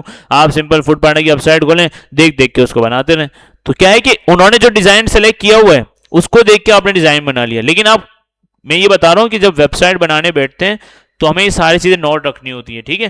कंपनीज के अंदर ये सारी चीजें फॉलो होती है। जब आप कंपनीज के अंदर काम करने जाते हैं ना, कहीं जॉब कर रहे होते हैं, तो वहां पे एक पूरी टीम होती है। पहली टीम क्या करती है कि भाई पहले तो प्रोजेक्ट आता है क्लाइंट की तरफ से। अब मैं कंपनीज का बता रहा हूँ, सेम एक बंदा अगर फ्रीलांसिंग करता है उसके लिए भी यही है, और कंपनीज अगर काम करी तो उसके लिए भी यही है। मैं प्रोफेशन आपको बता रहा हूँ कि क्या है कि क्लाइंट आता है। अब मैं कंपनी की मिसाल दे रहा हूँ, ठीक है। क्लाइंट आता है, कंपनी बोलती है हाँ भाई प्रोजेक्ट आ गया, ठीक है। अब क्लाइंट आपको जो है ना पूरा जो है ना सब चीज़ें बताती है कि भाई आपको करना क्या है, ठीक है। करने से मुराद क्या है कि भाई सबसे पहले बताती है भाई मुझे ये चीज़ें चाहिए, ये चीज़ें। अब उन्होंने मीटिंग हुई, फाइनल हो गया। अब क्या होगा कि पहले उन्होंने डिसाइड कर लिया कि भाई हमारी वेबसाइट इसके लिए, इसके लिए, सारी चीज़ें डिसाइड हो गई। अब क्या होगा, उसका डिज़ाइन बनेगा। अब डिजाइन के लिए कंपनी क्या करती है, बंदा हायर करती है, यूआई यूएक्स डिजाइनर या ग्राफिक डिजाइनर, इस तरह से बंदा हायर करती है। जो दोनों ज्यादातर जो ग्राफिक डिजाइनर होते हैं ना, उनको यूआई यूएक्स भी आती होती है, ठीक है। और कुछ तो ऐसे होते हैं जिनको यूआई यूएक्स भी आती है, वीडियो एनिमेशन भी आती है, यूआई यूएक्स भी आती है, जो बेसिकली डिजाइन, पोस्ट और ये सारी चीजें कर रहे होते हैं, ठीक है। तो वो क्या करते हैं भाई, जो आपको वेबसाइट का प्रोजेक्ट मिला है, अब वो क्या करते हैं उसकी शक्ल बनाते हैं कि भाई उसका डिजाइन क्या होना चाहिए। उनका काम ही ये होता है कि भाई आपको डिजाइन बनाना है, ये वेबसाइट है, ठीक है। तो वो क्या करते हैं उसका डिजाइन बनाते हैं। तो वो डिजाइन पहले जाके अप्रूव होता है क्लाइंट से कि भाई क्या कलर रखने, क्या फॉन्ट रखने, क्या चीजें रखनी है। सब पहले जब बन गया डिजाइन, 3 4 5 6 डिजाइन बनते हैं और वो कंपनी देती है क्लाइंट को कि भाई आप इनमें से सिलेक्ट कर लो, आपको कौन सा डिजाइन अच्छा लगा क्या। अब उसमें से क्लाइंट सिलेक्ट करता है कि भाई ये वाला डिजाइन अच्छा है। फिर जाके इसकी जो है ना डॉक्यूमेंटेशन बनती है कि हाँ भाई मुझे ये इतने पेजेस चाहिए। मतलब क्लाइंट आपको पूरा देता है। अगर मैं सिंपल एम्प्लॉय की बात करूँ ना, कि एक बंदा है वो फ्रीलांसिंग कर रहा है, वो क्लाइंट जो है ना वो क्लाइंट का काम कर रहा है, तो उसका भी यही होगा कि आपको जो है ना क्लाइंट एक डॉक्यूमेंट देगा। उस डॉक्यूमेंट के अंदर आपका सारा लिखा होगा कि भाई मेरे पास जो है ना मेरी वेबसाइट के अंदर इतने पेजेस होने चाहिए, इस पेज के अंदर मेरे पास ये इनपुट फील्ड होनी चाहिए, ये डेटा मैं कलेक्ट करूंगा, ये डेटा मैं दिखाऊंगा, शो करूंगा, ये सारी चीजें। और फिर जाकर मतलब ये बता रहा हूँ कि देखें ऐसा ही नहीं कि डायरेक्ट आपके पास काम आया, आपने कोडिंग करना स्टार्ट कर दी, वीएस कोड खोला, चल मेरा भाई शुरू, ऐसा नहीं होता। पहले आपको चीजें डिफाइन मतलब अपने आप को सोचनी पड़ती है कि भाई मुझे बनाना क्या है, करना क्या है। डिजाइन आपके पास है, अगर डिजाइन आपके पास नहीं है, क्लाइंट बता रहा डिजाइन नहीं है, जो चाहे बना दो, तो आप सिंपल उसी, जैसे फॉर एग्जांपल उसने बोला कि भाई मुझे जो है ना ई कॉमर्स वेबसाइट बनानी है, उसने आपको डिजाइन नहीं दिया, आप सिंपल गए ई कॉमर्स वेबसाइट गूगल की सर्च की, जो भी नजर आई आपने देखा, उसको देख के बनाना शुरू कर दी और उसको दे दी भाई आपने बना के, ठीक है। तो जब अगर डिजाइन नहीं दी, वैसे ज्यादातर लोग जो है ना क्लाइंट जो अगर होते हैं वो डिजाइन भी आपको देते हैं, अगर नहीं दे तो फिर वो आपको बोलते हैं कि भाई आप एक काम करो, डिजाइन खुद से बनवा लो, मुझसे अप्रूव करवा लो, फिर मुझे वेबसाइट बना के दे देना, ठीक है। तो ये सारी चीजें देखी जाती है वेबसाइट बनाने से पहले, ठीक है, कि आपको क्या डिजाइन रखना है। फिर उसके बाद अप्रूव होता है डिजाइन क्लाइंट की तरफ से, फिर जाके हमारी कोडिंग डेवलपमेंट स्टार्ट होती है कि हाँ भाई चलो अब इसको डिजाइन को देख देख के एज इट इज, जो कलर है, जो बॉर्डर का साइज है, जो फॉन्ट का साइज है, जो फॉन्ट है, सब बोल्ड है, इटैलिक है, ये सब देख देख के हमें डिजाइन को वेबसाइट के अंदर कन्वर्ट करना होता है, ठीक है। फिर जाके हमारी वेबसाइट जो कंप्लीट होती है और फिर जाके हमारा जो जो भी डिलीवरी का चांस होता है वो होता है, ठीक है। ठीक है, तो ये सारी चीज़ें हमने देख ली भाई, कंटेंट क्या होना चाहिए, ऑर्गेनाइजेशन क्या है, ये सब चीज़ें हमने अभी देख ली। और जब वेबसाइट हमारी बनेगी तो भाई ये बन जाएगी, ठीक है। तो वेबसाइट हमारी इस तरह से शो होगी। अब इसने मार्केटिंग कोई वेबसाइट कैंपेन चला रहा है, ईमेल मार्केटिंग की वेबसाइट बनाई है, तो ये देखिए इस तरह से फिर हमारी वेबसाइट शो होगी। तो हम डिसाइड करेंगे हमें बनाना क्या है, उसके बाद उसका डिज़ाइन बनाएंगे, फिर जाके हमारी इस तरह से वेबसाइट जब बनाने बैठेंगे, बना लेंगे, तो हमारी वेबसाइट इस तरह से ये बता रहे हैं शो होगी, ठीक है। तो इसके अंदर देखिए ग्रुपिंग ये सारी चीज़ें इसने बता दी है। मेन बात जो थी ना वो मैंने आपको क्लियर कर दी कि आपको साइज़ क्या रखना है, एज इट इज साइज रखना है, कलर रखना है, स्टाइल रखना है, वो सब आप देख रहे होते हैं, ठीक है। ठीक है, ये सारी चीज़ें वही बता रहा है कि भाई कौन सा लेआउट रखना है, क्या रखना है, सीधा बिल्कुल लेआउट रखना है या इस तरह से आपके ऊपर है, ठीक है। तो आप वो डिसाइड जब आप करते हैं वाइट स्पेस चाहिए नहीं चाहिए, बॉर्डर कलर क्या चाहिए, ये सब आप डिसाइड जब डिज़ाइन के अंदर कर ले होते हैं, फिर आप जो है ना वेबसाइट बनाने बैठते हैं। ठीक है, डिजाइनिंग, नेविगेशन। ठीक है, अब देखें ये एक चीज बता रहा है कि नेविगेशन आपकी वेबसाइट के अंदर आपको बनानी है। अब आप चाह रहे हैं कि यार मेरी वेबसाइट के अंदर 15 पेजेस है, ठीक है, क्या है 15 पेजेस है, तो आप क्या करेंगे भाई, इस तरह से तो नहीं लिखेंगे जैसे इसने लिख के बताया कि भाई एक साथ आप 15 पेज है ना सारे डाल दो यहाँ पे, दूसरी लाइन में आ जाएंगे। ऐसा नहीं होगा। क्यों भाई, आपने डिजाइन जैसा बन देखा, अब इसने क्या कर दिया, ये बिल्कुल शॉर्ट कर दिया। और शॉर्ट के अंदर इसकी मैं आपको रियल लाइफ एग्जाम्पल बताता हूँ। जे डॉट हमने देखा था, या जे डॉट को छोड़ते हैं, सैलानी पे चलते हैं। सैलानी की जो वेबसाइट है वो क्या है, सैलानी MIT.com। अब देखिए ये वेबसाइट है। अब वेबसाइट के अंदर क्या है, देखिए मेरे पास बहुत सारे पेजेस हैं, लेकिन देखिए कोर्सेज हम बहुत सारे करवा रहे हैं। अगर मैं सारे कोर्सेज यहाँ पे कर लिख दूं तो पूरा पेज ही बढ़ जाएगा मेरा। लेकिन इन्होंने क्या कर दिया, उसको छुपा दिया। छुपाने के बाद उन्होंने देखिए किस तरह नेविगेशन दिखाई, कोर्सेज पे जैसे आप क्लिक करते हैं अब सारे कोर्सेज आपके पास आ गए। लेकिन अगर अब मैं सारे स्क्रीन के ऊपर शो करवा रहा होता, वेब डेवलपमेंट, ग्राफिक डिजाइनिंग, ये वो सारे, तो पूरी मेरी स्क्रीन जो है ना लेआउट से, मतलब ये अपना नेविगेशन से भर जाती। तो ये भी चीजें देखी जाती है कि आप जो चीज बना रहे हैं वो ऐसी चीज हो कि भाई यूजर देखे ना तो उसको पसंद आए। ऐसा नहीं बोले यार ये पता नहीं क्या कर दिया, चलो भाई छोड़ो। ठीक है, वेबसाइट आपको ऐसी बनानी है। अच्छा ज्यादा आ गया आप पेजेस हैं तो आप फिर इस तरह करते हैं। ये सेम काम आप जे डॉट पे जाके देखेंगे ना तो वहां पे भी आपको शो हो रहा होगा। देखिए अभी यहाँ पे क्या है, इसका मल्टीपल ऑप्शन है, मतलब मेंस की कैटेगरी अलग है, वुमेन की अलग है, और फिर ब्रांड्स की अलग है, सारे न्यू स्टाइल अलग है। ठीक है, ये बहुत देर में खुलती है वेबसाइट, इनको बोलना पड़ेगा। ठीक है, छोड़ो इसको। ठीक है, अच्छा इस वेबसाइट के अंदर है, अगर नहीं यहाँ पे भी नहीं है। ठीक है, तो हमने क्या देख लिया भाई कि अगर हमें क्लियर बिल्कुल यूजर एक्सपीरियंस हमें अच्छा रखना है, जिसको हम बोलते हैं यूएक्स। यूआई और यूएक्स की फुल फॉर्म ये होती है यूजर इंटरफेस, कि यूजर देखे तो क्या शो हो उसको, और यूएक्स मतलब कि यूजर इंटरफेस के बाद यूजर इंटरफेस और यूजर एक्सपीरियंस। ठीक है, कि भाई यूजर जब देखे आपकी वेबसाइट तो उसको अच्छा भी लगे और उसका एक्सपीरियंस भी अच्छा हो। अगर इस तरह से देख के जाएगा ना आपकी वेबसाइट के ऊपर तो बोलेगा यार ये पता नहीं क्या किया हुआ है। अगर आप इसको छुपा दें, जैसे कि 3 पेजेस जो है ना, आप आर्टिस्टिक प्रोफाइल के ऊपर क्लिक करें तो आपके 3 पेज वहां शो हो जाए, एग्जीबिशन पे 3 पेज शो हो जाए, तो ये कि आपका लेआउट भी क्लियर है और देखने वाला भी बोलेगा हाँ भाई आपने बिल्कुल सही बनाई है। मतलब ऐसा नहीं है कि भाई इसका एक्सपीरियंस, यूजर एक्सपीरियंस खराब है। ठीक है, तो ये देखें बताया ना उसने वही कि आप नेविगेशन इस पर होवर करें, आपको इसके अंदर मजीद नेविगेशन वहां पे मिल जाएगी। ठीक है, तो पूरे सारी चीजें आप स्क्रीन के ऊपर नहीं दिखाते। ठीक है, और लास्ट चैप्टर आ गया प्रैक्टिकल इंफॉर्मेशन। अब ये आपके आ गया search engine optimisation, using analytics to understand visitor, putting your site on the web. देखते हैं भाई इसमें क्या है, ये भी थ्योरी है सारी।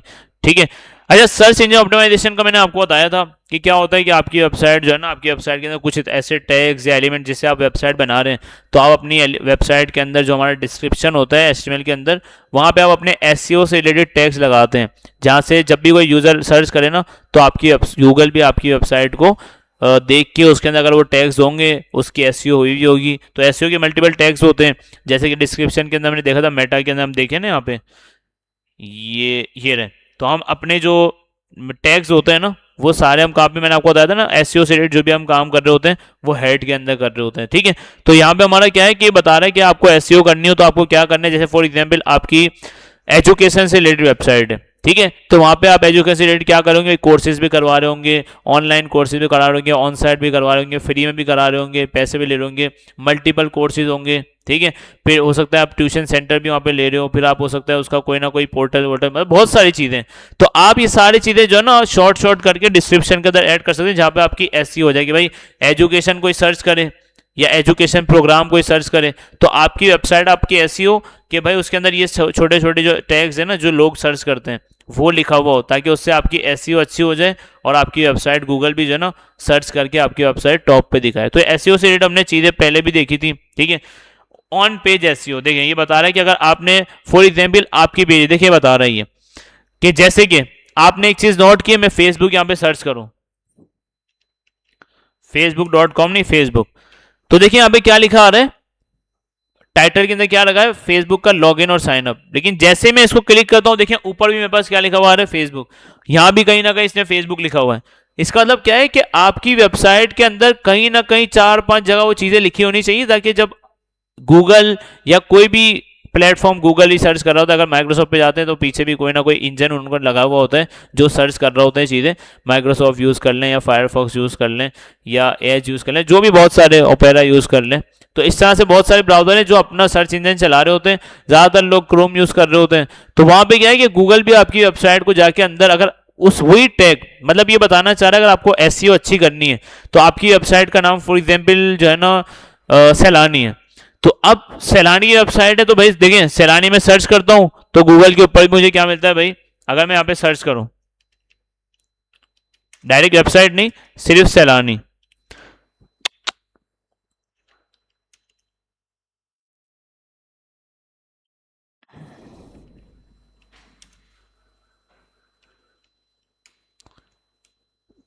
ठीक है भाई। अरे क्या है यार, इसको इसको हटा देते हैं यहीं से, ठीक है। नहीं भाई नहीं मान रहा ये, ठीक है। अब देखिए पहला क्या आ गया, बस सैलानी का लिंक आ गया। अब जैसे मैं इस वेबसाइट को देखिए सारे सैलानी से रिलेटेड आ रहे हैं। अब मैं जैसे इसको ओपन कर रहा हूं, आप देखें इनकी वेबसाइट के अंदर ही देखें सैलानी ऑफर लिखा हुआ है, लेकिन यहां भी कहीं ना कहीं देखिए इन्होंने डोनेट नाउ, देखिए यहाँ पे डोनेट लिखा हुआ है ऊपर, यहाँ भी डोनेट लिखा आ रहा है, यहाँ भी डोनेशन लिखा आ रहा है, और भी बहुत सारी चीजें आ रही होंगी। तो क्या है देखिए यहाँ पे डोनेशन आ रहा है, ठीक है। तो इस तरह से एक टैग आपका जो है ना, ऐसा नहीं कि सिर्फ बाहर आपने दिया, वही आपने वेबसाइट के अंदर मल्टीपल जगह उस चीज को यूज करना होता है, ताकि जितने ज्यादा एलिमेंट, फॉर एग्जाम्पल मैंने आपको बोला ना कि हमारी एक वेबसाइट है एबीसी के नाम से, ठीक है, abc.com के नाम से। अब आपको वो जो एबीसी वेबसाइट का नाम है ना, वो भी आपको कहीं ना कहीं अपनी वेबसाइट के अंदर कहीं ना कहीं यूज करना होगा, और ज्यादातर लोग यूज करते हैं, ठीक है। अगर मैं एक वेबसाइट आपको और दिखा दूं, ये देख लेते हैं। अब देखिए सेलकर के नाम से मेरी वेबसाइट है, ऐसे मैं इसको हटाता हूं, ये देखें गूगल के ऊपर सर्च कर लेता हूं मैं डायरेक्ट, हो सकता है पहले नंबर पे दिखा दे, पहले नंबर पे दिखा दे, ठीक है। तो अब देखिए जैसे मैं इस पर क्लिक करता हूं, मेरे पास ऊपर लिखा हुआ आ गया वही जो टेक्स्ट वहां पे लिखा हुआ था, और यहां भी कहीं कहीं ना कहीं जो है सेलकर लिखा हुआ होगा, ठीक है, कहीं ना कहीं लिखा, ये देखिए एक लोगो लगा हुआ है, ठीक है। उसके बाद और कहीं ना कहीं लिखा होगा भाई कि सेलकर, यहाँ पे कहीं ना कहीं और मजीद होगा, ठीक है, लिखा हुआ है भाई, है भाई कहीं लिखा हुआ यहाँ पे FAQ के अंदर देखो इतने सारे सवाल हैं, ठीक है, यहाँ पे सेल कर, यहाँ पे सेल कर, सब जगह। तो मतलब क्या है, हमारे ऐसा टैग होना चाहिए जो हमारी वेबसाइट के अंदर कहीं ना कहीं किसी ना किसी पेज के अंदर हो, ताकि गूगल देखे और फिर हमारी, अब देखें इसके अंदर सब चीजें हो सकती हैं, पेज का टाइटल भी हो सकता है, कोई यूआरएल भी हो सकता है, कोई एड्रेस भी हो सकता है, कोई हेडिंग हो सकती है, कोई टेक्स्ट हो सकता है। तो आपने देखें ये बता भी रहा है मल्टीपल जगह आपकी होनी चाहिए, ठीक है। तो इससे देखें अब ये पहला बता रहा है, देखें क्या नाम है, किटेंस, तो देखिए किटन्स यूआरएल के अंदर भी आ रहा है, फिर उसके बाद हेडिंग के अंदर भी आ रहा है, टाइटल के फिर हेडिंग भी है, फिर यहाँ भी उसने शो करा है, फिर यहाँ भी। तो इस तरह से 4-5 जगह आपकी चीज शो होगी ना, तो गूगल खुद सर्च करेगा कि यार वेबसाइट के अंदर भी है, जितने एसईओ के टैग्स होंगे वो फिर आपको इस तरह से आपकी वेबसाइट गूगल रैंक करके दिखा रहा होता है। अब वो किसी भी शक्ल में हो सकते हैं, टेक्स्ट की शक्ल में, इमेज की शक्ल में, लोगो की शक्ल में, लिंक की शक्ल में, डिस्क्रिप्शन की शक्ल में, हेडिंग, सारी चीजें हो सकती हैं। तो उसको बोला जाता है कीवर्ड्स, ठीक है, कीवर्ड्स बोला जाता है। अब कीवर्ड्स देखिए बता दिया कि भाई ऑर्गेनाइजेशन रिसर्च सर्च करें तब भी आपको दिख जाए, तो यूआरएल के अंदर भी हो सकता है, कहीं भी आप लगा सकते हैं, ठीक है। तो ये होना जरूरी है। अगर अच्छा दूसरी चीज अगर एनालिटिक्स, अच्छा गूगल, ये मैं आपको एक चीज बता दूं, अगर आप चाहते हैं कि आप अपनी वेबसाइट देखें कि भाई कौन कौन लोग मेरी वेबसाइट विजिट कर रहे हैं, मतलब कि ये नहीं दिखेगा कौन कौन लोग विजिट कर रहे हैं, हाँ ये आपको दिख जाएगा कि कहाँ कहाँ से मेरी वेबसाइट विजिट हो रही है। तो ये भी हम कर सकते हैं, अगर आप वेबसाइट बना लें, लाइव कर लें, प्रॉपर बना लें, और फिर आप उसके अंदर एनालिटिक्स ऐड कर दें। अब एनालिटिक्स कहाँ से आप देख सकते हैं, गूगल आपको खुद देता है, गूगल एनालिटिक्स के नाम से इसने एक प्रोडक्ट बनाया हुआ है, जहाँ पे आपको साइन अप करना है, किस तरह वर्क करता है वो आपने देखना है, और ट्रैकिंग कर रहा होता है। ये ट्रैकिंग क्या कर रहा होता है कि भाई कौन आपकी वेबसाइट जो है वो, इसका पूरा सेटअप होता है, वो सेटअप किस तरह होता है, क्या होता है, वो आगे चल के हम देख लेंगे, वरना अगर किसी को वैसे ही देखना हो तो वो भी देख सकता है, कोई मसला नहीं है। गूगल एनालिटिक्स हम जो है ना अपने कोड के अंदर, ये बेसिकली होता क्या है कि गूगल अकाउंट जो हम बनाते हैं अपना, सॉरी एनालिटिक्स का, तो उसके अंदर होता क्या है कि आपको सिंपल क्या करना होता है, आपको एक की या एक कोड देता है, छोटा सा एक यूआरएल देता है उस टाइप का, जो आप जो है ना अपनी वेबसाइट के अंदर जाके लगा लेते हैं, जो आपकी HTML की फाइल है ना। तो जब भी आपकी वेबसाइट कहीं से भी विजिट होती है ना, तो गूगल एनालिटिक्स के ऊपर आपको दिखा रहा होता है कि भाई आपकी वेबसाइट यहाँ से विजिट हुई, यहाँ से विजिट हुई है, यहाँ वाले लोग जो है वो ज़्यादा देख रहे हैं। इस तरह से ये नहीं पता चलेगा कि कौन बंदा देख रहा है एग्जैक्ट, हाँ ये पता चल जाएगा कि भाई कहाँ से आपकी वेबसाइट ज़्यादा विजिट हो रही है, ठीक है। How many people are coming to your site, ये मैंने आपको बता दिया कि भाई कितनी वेबसाइट विजिट हो रही है, कौन देख रहा है। इस तरह से आपको गूगल जो है ना पूरा एनालिटिक्स, पूरा चार्ट बना के देखता है कि भाई आपकी वेबसाइट कितने लोगों ने देख ली, कितनी विजिट हो गई है, यूनिक यूजर कौन है, पाकिस्तान से कितने, ब्राउजर से कितने ने देखी है, मोबाइल से कितने लोगों ने देखी है, कितने ने जो है ना फेसबुक के जरिए देखी है, कितनों ने इंस्टाग्राम, ये सब चीजें आपको पूरे चार्ट के अंदर दिखा रहा था कि आपकी वेबसाइट जो है वो कहाँ कहाँ से विजिट हो रही है। ठीक है, तो पूरे चार्ट के अंदर आपको बना के दिखा रहा था, टेबल भी बना हुआ है।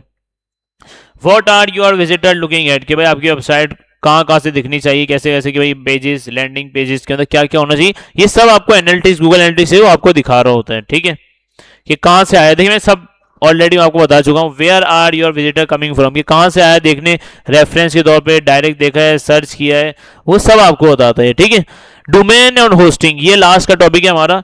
ठीक है, डोमेन होस्टिंग क्या होता है ये हमने पढ़ लिया था, नहीं पढ़ा था। डोमेन बेसिकली क्या होता है, जो भी आपकी वेबसाइट का नाम है ना, जैसे google.com है तो ये डोमेन कहलाता है हमारा। अच्छा देखिए, मैंने आपको एक चीज मेरे ख्याल से मुझे याद है, मैंने अपने कर लिया था ये डोमेन वाला काम, कि आपकी वेबसाइट जो है ना किसी ना किसी आईपी एड्रेस पे चल रही होती है। अब आईपी एड्रेस किस तरह आपको पता है, 192 इस तरह समथिंग कुछ ना कुछ हो रहा होता है ना, 192.168 और ये होता है ना, वाईफाई का आईपी एड्रेस होता है, वेबसाइट का होता है, सबका आईपी एड्रेस कहीं ना किसी आईपी के ऊपर वेबसाइट आपकी चल रही होती है। ठीक है, अब डोमेन क्या होता है, डोमेन का काम सिंपल ये होता है कि आपको अगर जिस तरह आप वेबसाइट लाइव करते हैं नेटलीफाई के ऊपर, ठीक है, तो डोमेन आपको वेबसाइट क्या देता है भाई, जो भी आपकी वेबसाइट का नाम है वो उसके साथ .netlify.app लिखा हुआ होता है। ठीक है, तो ये क्या होती है, आपकी वेबसाइट का लिंक होता है। अब ये लिंक जो है ना पीछे इसका आईपी एड्रेस ही चल रहा होता है, लेकिन अगर मैं आपके सामने, जैसे कि मैं यहाँ पे जो है ना आपकी एग्जाम्पल के लिए एक नोटपैड खोलता हूँ और यहाँ पे मैं जो है ना सिंपल देखिए, मैं यहाँ पे लिख रहा हूँ भाई, ये मैंने नंबर लिख दिया है। ठीक है, यहाँ पे,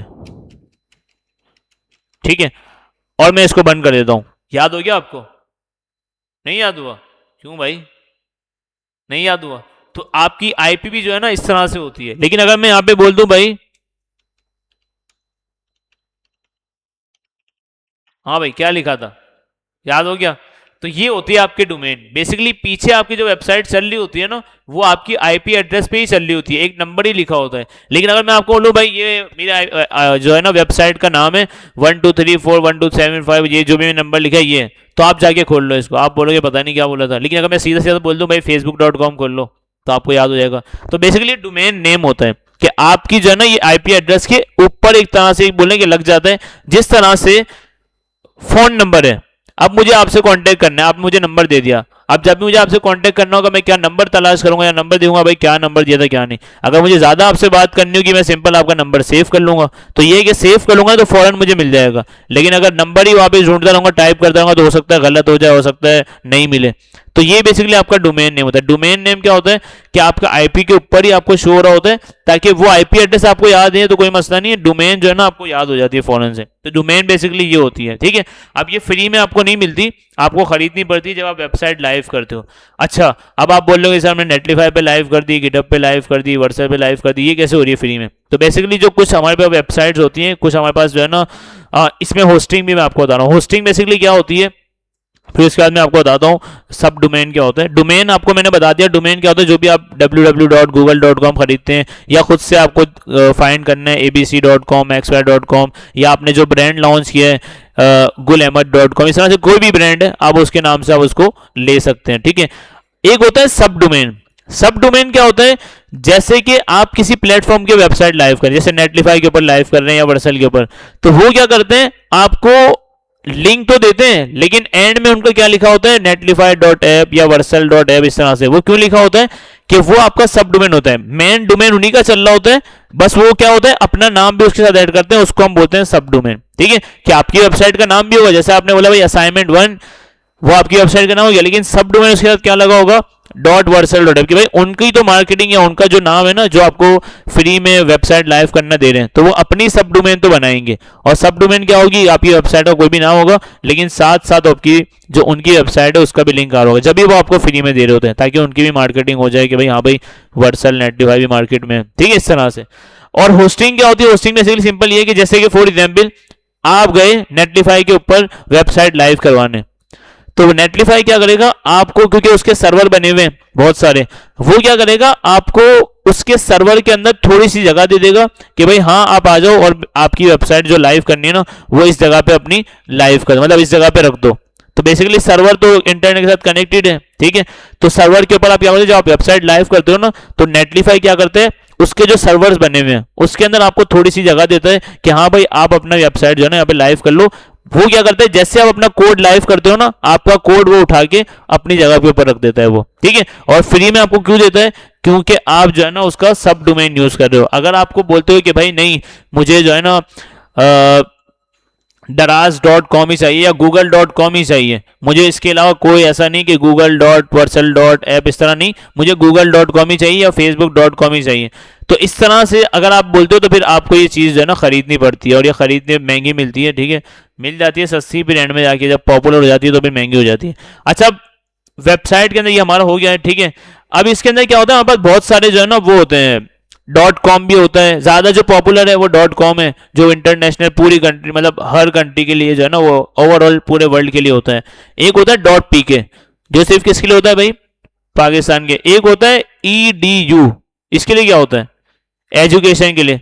इस तरह से एक होता है गवर्नमेंट के लिए होता है gov, गवर्नमेंट के। तो इस तरह से बहुत सारे डोमेन होते हैं ना। .com पूरी वर्ल्ड के लिए होता है, pk आप जैसे हमने लिया हुआ है वो क्या लिया है हमने, मतलब हमने सिंपल किसके लिए भाई, पाकिस्तान के लिए है, चलेगा सब जगह, लेकिन ज्यादा पॉलिटी किसके लिए हमने यूज किया भाई, पाकिस्तान के। अगर .com लेते, अब इसमें भी ये होता है महंगा होता है। अच्छा, ये भी इसके भी बिजनेस हैं, ठीक है। पीके अगर आप लोगे तो सस्ता मिलेगा, .com लोगे तो महंगा मिलेगा, क्यों, वो ओवरऑल पूरे इंटरनेशनल। अच्छा चल, तो आपका जो डोमेन है ना .pk लगा दें या .education लगा दें, ऐसा नहीं है कि वो दूसरे मुल्क के अंदर नहीं चलेगा, चलेगा वहां पे भी, लेकिन इसका थोड़ा सा मैंने आपको बता दिया ना, यहाँ भी थोड़ा बिजनेस चल रहा होता है। लोग जो है ना गूगल के, मैंने आपको बताया था शायद कि गूगल का एक दफा किसी ने जो है ना डोमेन लेके रख लिया था, ये बिजनेस है बेसिकली, तो उसने लेके रख लिया था। फिर जब उसको पता चला, मतलब आज से नहीं बहुत पहले जब किसी ने गूगल बनाया था ना, तो अब गूगल को डोमेन चाहिए था, ठीक है। तो किसी बंदे ने जो है ना, जाहिर है अभी से नहीं काफ़ी टाइम से, अब जाहिर है हर काम के अंदर आपको पता है भाई कमाइयाँ चल रही है, तो यहाँ पे भी कमाइयाँ चल रही है, ठीक है। कि गूगल का जो ईमेल है ना, सॉरी गूगल का ये डोमेन वो किसी ने अपने पास रख लिया था, जैसे हमारे साथ अभी ये हुआ था, ठीक है। हमने एक वेबसाइट बनाई थी और उसका डोमेन हमने लिया था, ठीक है। अब डोमेन का क्या हुआ कि हमने ले लिया, ठीक है, और एक साल बाद हमने जो है ना उसको बंद कर, हमारी वेबसाइट थोड़ी पॉपुलर हो गई, हमने जो है ना उसको डोमेन को, मतलब थोड़े बहुत मसले हुए आपस में लड़कों के, और उन्होंने बंद कर दिया डोमेन, ठीक है। और बंद करके हमने बेच दिया और ख़त्म कर दिया, ठीक है। जब आप लेते हो ना 2000-3000 में, पहले 2-3 महीने के लिए मिल जाता है या एक साल के लिए भी होती है सब्सक्रिप्शन। अलग अलग वेबसाइट, अलग अलग सर्विसेज, प्लेटफॉर्म जो है ना अलग अलग आपको सर्विस देते हैं कि भाई 3 महीने के लिए आप ले लो फ्री में, 6 महीने के लिए लो, एक साल के लिए लो। फिर जब वो चल जाता है ना डोमेन, फिर बोलते हैं ना इसके ऊपर ट्रैफिक ज़्यादा आ रही है, फिर वो बोलते हैं भाई अब 20,000 दो, 30,000 दो, 40,000 दो, इस तरह से, ठीक है। तो हमने खुद ये जो सेल का डोमेन है ना वो हमने तकरीबन लिया है अभी 35 या 40,000 का हमने लिया है, ठीक है, 2 साल के लिए। इस तरह से सब्सक्रिप्शन होती है, अगर 1 साल का चाहिए तो आपको मिल जाएगा, 2 साल का चाहिए वो भी आपको मिल जाएगा। तो आपके नाम का डोमेन है, अब आपने अपने ले लिया ना, अब किसी को ये डोमेन नहीं मिलेगा, ठीक है। तो इस तरह से होता है। तो कितने लोग होते हैं कि इसका भी कारोबार करते हैं, ये डोमेन लेके रख लेते हैं, उनको पता लगता है ना मार्केट में ये चीज़ आ गई, इसका डोमेन रख लो, जब वो खरीदने आएगा उसको मिलेगा नहीं, तो फिर वो क्या, जैसे हमें जो है ना selker.com लेना था, अब किसी ने लेके रख दिया, तो फिर हमें मजबूरन पीके लेना पड़ा। अगर selker.com लेना पड़ता तो हम उसके पास जाते उस बंदे के पास, वो बोलता भाई इतने का है, तुम इतने दोगे ना तो मैं आपको दूंगा, वरना नहीं दूंगा। तो इस तरह से यहाँ भी कमाइयाँ चल रही होती हैं। तो ये मैं आपको बता रहा हूँ कि भाई डोमेन के अंदर भी जो है ना कमाइयाँ चल रही होती हैं, ठीक है। तो भाई ये चैप्टर हमारा खत्म हो गया। अब ये जो हमारा लास्ट चीज़ें बता रहा है, ये बता रहा है कि भाई आपको A to Z सारी जो चीज़ें हैं ना वो सब इसके अंदर आपको डिफाइन की हुई है। तो आप ये जाके देखना, ये हमारा चैप्टर हो गया है। बुक हमारी जो है ना एस्टीमेट सेल्स की खत्म हो गई है। आज का जो आपका असाइनमेंट है, जो आप मिलेगा आपको असाइनमेंट, वो सिंपल ये है, ये आपकी पूरी वेबसाइट है, ये बनानी है आपको, सही है, बहुत इजी है, ठीक है। देखिए अगर आप देखने चाहें ना, ये आपका लोगो एक उठा लेंगे, यहीं से उठाना चाहिए, यहीं से उठा लें, अपना बना ले कोई, ठीक है, अपना कोई गूगल से उठा लें। ये 3 लिंक है, ये आपको ULLI के अंदर लिख देंगे। ये 2 बटन है, इसको स्टाइल करना है आप कर देंगे, ठीक है। उसके बाद ये इमेज चल रही है, बैनर चल रहा है, आप बड़ी सी इमेज लगा दें, विद हाइट दे दें उसको, और एंकर टैग के अंदर रख दें, जैसे क्लिक करूँ वो चला जाए। क्लिक नहीं भी लगाते तो कोई मसला नहीं है। अब ये चल किस तरह रहा है, ये अगर आप एक इमेज लगा दे, अभी तक हमने चलाना सीखा नहीं है, आप एक इमेज लगा दे, बस वो खड़ी रहे अपनी जगह पे, ठीक है। उसके बाद ये आपके पास H1 है, पैराग्राफ है, 3-4 कार्ड्स हैं, तो ये आप कार्ड बनाने हैं, उसको सेंटर में करना है, इनलाइन करेंगे, इनलाइन ब्लॉक करेंगे, आपके पास यहाँ पे आ जाएगा।